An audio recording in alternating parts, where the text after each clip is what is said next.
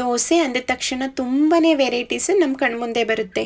ದಾವಣಗೆರೆ ಬೆಣ್ಣೆ ದೋಸೆ, ಮುಳಬಾಗಿಲು ತುಪ್ಪದ ದೋಸೆ, ಮಸಾಲೆ ದೋಸೆ, ಸೆಟ್ ದೋಸೆ, ಮೈಸೂರು ಮಸಾಲೆ ದೋಸೆ, ಹೀಗೆ ಅನೇಕ ರೀತಿಯ ದೋಸೆಗಳನ್ನ ನಾವು ಮಾಡ್ಕೋಬೋದು. ಅದರಲ್ಲೂ ಗೋಧಿ ದೋಸೆ, ರವೆ ದೋಸೆ, ಹೀಗೆ ಹೇಳ್ತಾ ಹೋದರೆ ನಾನ್ ಸ್ಟಾಪ್ ಅಂತಲೇ ಹೇಳ್ಬೋದು. ಇವತ್ತಿನ ವಿಡಿಯೋದಲ್ಲಿ ದಾವಣಗೆರೆ ಬೆಣ್ಣೆ ದೋಸೆನ ಹೇಗೆ ಮಾಡೋದು ಅನ್ನೋದನ್ನ ನೋಡೋಣ. ಇಲ್ಲಿ ನೋಡಿ 1 ಕಪ್ಪಷ್ಟು ದೋಸೆ ಅಕ್ಕಿ ತೊಗೊಂಡಿದ್ದೀನಿ. ನೀವು ನಾರ್ಮಲ್ ಆಗಿ ರೇಷನ್ ಅಕ್ಕಿ ಸಹ ಯೂಸ್ ಮಾಡಿ ಮಾಡ್ಬೋದು, ಚೆನ್ನಾಗಿ ಬರುತ್ತೆ. ನಾನಿಲ್ಲಿ 1 ಕಪ್ಪಷ್ಟು ದೋಸೆ ಅಕ್ಕಿ ತೊಗೊಳ್ತಾ ಇದ್ದೀನಿ. ಈಗ ಇದಕ್ಕೆ ನಾವು ಉದ್ದಿನ ಬೇಳೆ ಜಾಸ್ತಿ ಹಾಕೊಳ್ಳೋ ಅವಶ್ಯಕತೆ ಇರಲ್ಲ. ದಾವಣಗೆರೆ ಬೆಣ್ಣೆ ದೋಸೆಗೆ ನೋಡಿ 1/4 ಭಾಗಕ್ಕಿಂತನೂ ಕಡಿಮೆ ನಾನು ಉದ್ದಿನ ಕಾಳನ್ನ ತೊಗೊಂಡಿದ್ದೀನಿ. 1 ಕಪ್ ಅಕ್ಕಿಗೆ 1/4 ಭಾಗಕ್ಕಿಂತ ಸ್ವಲ್ಪ ಕಡಿಮೆ ಉದ್ದಿನ ಕಾಳು ಹಾಕೊಳ್ತಾ ಇದ್ದೀನಿ. ಹಾಗೆ 1 ಸ್ಪೂನಷ್ಟು ಮೆಂತ್ಯ ಹಾಕ್ಕೊಂಡು 2 ರಿಂದ 3 ಸಲ ಚೆನ್ನಾಗಿ ವಾಶ್ ಮಾಡ್ಕೊಂಡು ಬಂದಿದ್ದೀನಿ. ನೋಡಿ ಈಗ ನೀರು ಹಾಕ್ಬಿಟ್ಟು 5 ರಿಂದ 6 ಗಂಟೆಗಳ ಕಾಲ ನೆನೆಸ್ಬಿಟ್ಟು ಇಡಬೇಕು. ಇಲ್ಲ ನೀವು ಬೆಳಗ್ಗೆ ನೆನೆಸಿದರೆ ಸಂಜೆ ರುಬ್ಕೋಬೋದು.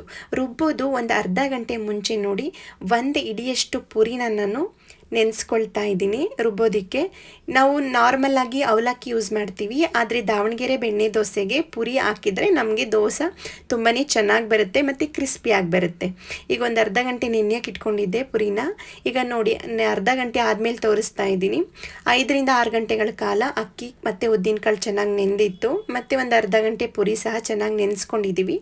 ಈಗ ಕಾಳು, ಉದ್ದಿನಕಾಳು ಮತ್ತು ಅಕ್ಕಿ, ಮೆಂತ್ಯ ಎಲ್ಲ ನೆನೆಸಿದ್ದು ಹಾಕ್ಕೊಂಡು ರುಬ್ಕೊಳ್ಳೋಣ. ಇದ್ರ ಜೊತೆಗೆ ಪುರಿನೂ ಸೇರಿಸ್ಕೊಂಡು ರುಬ್ಕೊಳ್ತಾ ಇದ್ದೀನಿ. ಚೆನ್ನಾಗಿ ನುಣ್ಣಗೆ ರುಬ್ಕೊಂಡು ಬರಬೇಕು. ಈಗ ಇದಕ್ಕೆ ನೀರು ಎಷ್ಟು ಬೇಕೋ ಅಷ್ಟು ನೀರು ಹಾಕ್ಕೊಂಡು ಚೆನ್ನಾಗಿ ರುಬ್ಕೊಂಡು ಬರೋಣ. ಈಗ ಇಟ್ಟು ರುಬ್ಬಿದ್ದು ರೆಡಿಯಾಗಿದೆ ನೋಡಿ. ಈಗ ಇದನ್ನು ಒಂದು ಪಾತ್ರೆಗೆ ಹಾಕ್ಕೊಳ್ತಾ ಇದ್ದೀನಿ.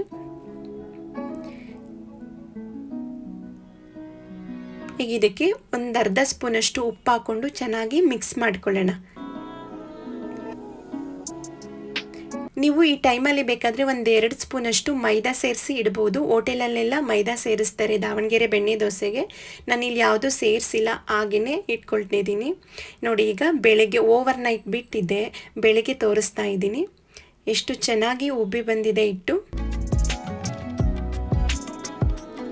ಇದೇ ಮೆಜರ್ಮೆಂಟಲ್ಲಿ ಮಾಡ್ಕೊಳ್ಳಿ. ದಾವಣಗೆರೆ ಬೆಣ್ಣೆ ದೋಸೆ ಅಂತೂ ನಾವು ಹೇಗೆ ದಾವಣಗೆರೆಯಲ್ಲಿ ತಿಂತೀವೋ ಅದೇ ಟೇಸ್ಟ್ ಕೊಡುತ್ತೆ, ಮತ್ತು ಅದೇ ರೀತಿ ಚೆನ್ನಾಗೂ ನೋಡೋದಕ್ಕೂ ಸೇಮ್ ಅದೇ ರೀತಿ ಬಂದಿರುತ್ತೆ. ಈಗ ಇದಕ್ಕೆ ಆಲೂಗೆಡ್ಡೆ ಪಲ್ಯ ರೆಡಿ ಮಾಡ್ಕೊಳ್ಳೋಣ.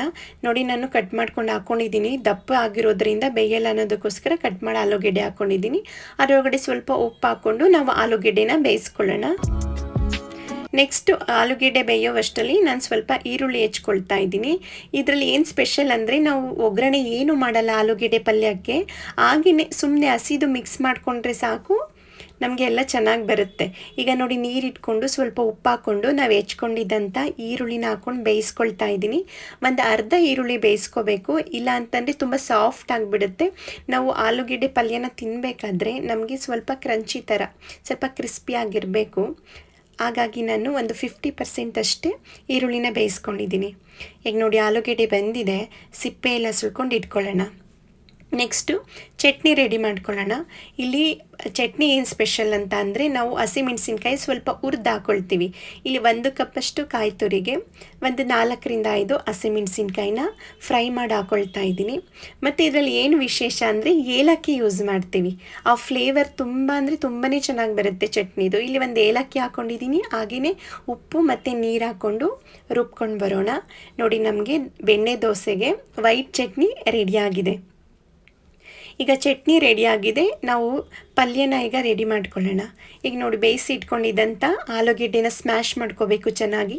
ನೀವು ಸ್ಪೂನಲ್ಲಾದ್ರೂ ಮಾಡ್ಕೋಬೋದು, ಇಲ್ಲ ಕೈಲಾದ್ರೂ ಸ್ಮ್ಯಾಶ್ ಮಾಡ್ಬೋದು ಚೆನ್ನಾಗಿ. ಈಗ ನೋಡಿ ಸ್ಮ್ಯಾಶ್ ಮಾಡಿರುವಂಥ ಆಲೂಗೆಡ್ಡೆಗೆ ಬೇಯಿಸಿದ್ದು ಇಟ್ಕೊಂಡಿದ್ದಂಥ ಈರುಳ್ಳಿನ ಸೇರಿಸ್ಕೊಂಡು ಚೆನ್ನಾಗಿ ಮಿಕ್ಸ್ ಮಾಡ್ಕೋಬೇಕು. ಫುಲ್ 2 ಚೆನ್ನಾಗಿ ಹೊಂದ್ಕೋಬೇಕು, ಹಾಗೆ ನಾವು ಚೆನ್ನಾಗಿ ಮಿಕ್ಸ್ ಮಾಡ್ಕೋಬೇಕು. ನೋಡಿ ಇದೇ ವೈಟ್ ಆಲೂಗೆಡ್ಡೆ ಪಲ್ಯ ರೆಡಿಯಾಗಿದೆ. ನೆಕ್ಸ್ಟ್ ಈಗ ತವಾ ಬಿಸಿ ಮಾಡ್ಕೊಳ್ಳೋಕೆ ಇಟ್ಕೊಳ್ಳೋಣ. ತವಾ ಬಿಸಿ ಆದಮೇಲೆ ಮೇಯ್ನ್ ಬಂದು ಇದೇನೆ ದೋಸೆ ಹಾಕ್ಕೊಳ್ಳೋಣ. ಇದು ಬೆಣ್ಣೆ ದೋಸೆ ಆಗಿರೋದ್ರಿಂದ ತುಂಬ ಅಗಲವಾಗಿ ಸ್ಪ್ರೆಡ್ ಮಾಡ್ಕೊಳ್ಳೋ ಅವಶ್ಯಕತೆ ಇರಲ್ಲ, ಸ್ವಲ್ಪ ಚಿಕ್ಕದಾಗಿ ಮಾಡಿಕೊಂಡ್ರೆ ಸಾಕು. ನೋಡಿ ಹೇಗೆ ಮೇಲ್ಗಡೆ ಎಲ್ಲ ಒಲು ಬಂದಿದೆ. ನಾವು ನಾರ್ಮಲಾಗಿ ದಾವಣಗೆರೆಯಲ್ಲಿ ಯಾವ ರೀತಿ ಬೆಣ್ಣೆ ದೋಸೆ ನೋಡ್ತೀವೋ ಅದೇ ರೀತಿ ಬರುತ್ತೆ ಈ ರೀತಿ ಮಾಡಿಕೊಂಡ್ರೆ. ಈಗ ಮೇಲ್ಗಡೆ ಬೆಣ್ಣೆ ಇಟ್ಕೊಳ್ತಾ ಇದ್ದೀನಿ.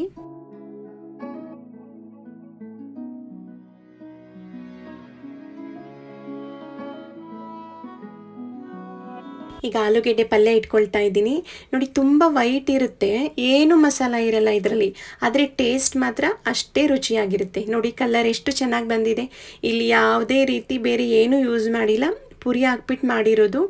ತುಂಬ ಚೆನ್ನಾಗಿರುತ್ತೆ. ಆಲೂಗೆಡ್ಡೆ ಪಲ್ಯ, ಬೆಣ್ಣೆ ದೋಸೆ, ಅದ್ರ ಜೊತೆಗೆ ಚಟ್ನಿ. ಇದು ತರ್ತರಿಯಾಗಿ ಇರಬೇಕು ದಾವಣಗೆರೆ ಬೆಣ್ಣೆ ದೋಸೆಗೆ, ಆಗ್ಲೇ ರುಚಿ ಚೆನ್ನಾಗಿರುತ್ತೆ. ತುಂಬ ಪೇಸ್ಟ್ ರೀತಿ ಮಾಡ್ಕೋಬಾರ್ದು.